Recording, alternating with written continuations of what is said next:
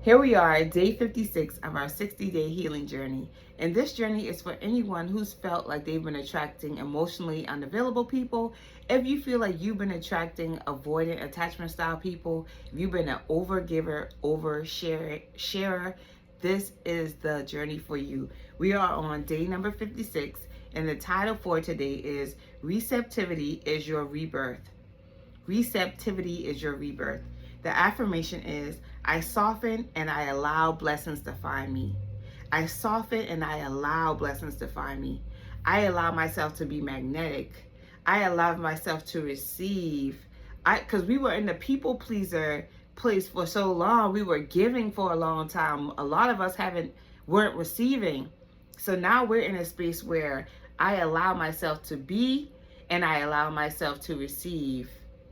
Because when you're in your true self and you accept who you are, like, this is just me, take it or leave it. This is what I have to offer. Take it or leave it.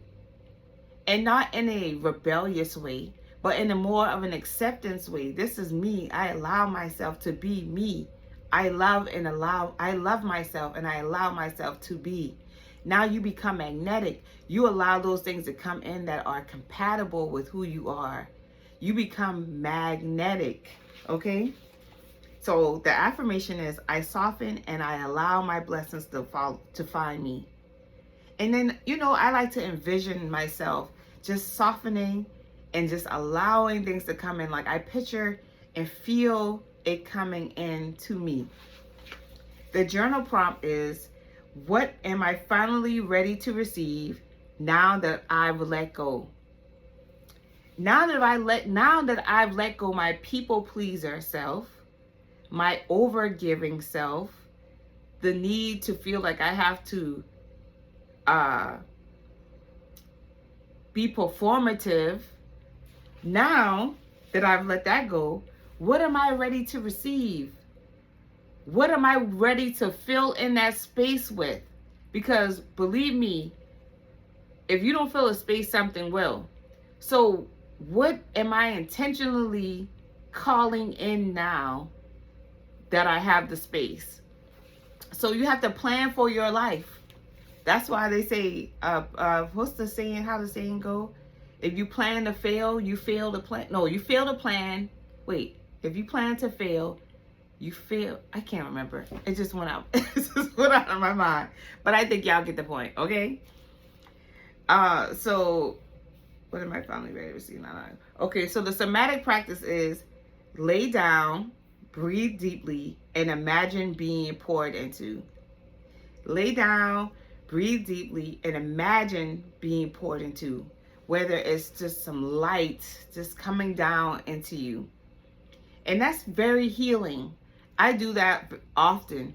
When I have like an extra day of the week, I just lay down. I allow myself to lay down flat. And I just close my eyes. I have my hands out to my side.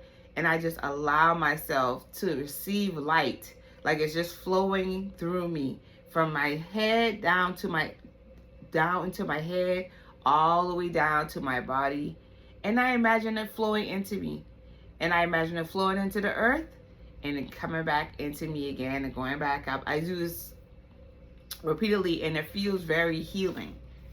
The tiny boundary is, don't plan, fix, or figure it out today. Just receive. What's going to happen today if you just allow yourself to receive?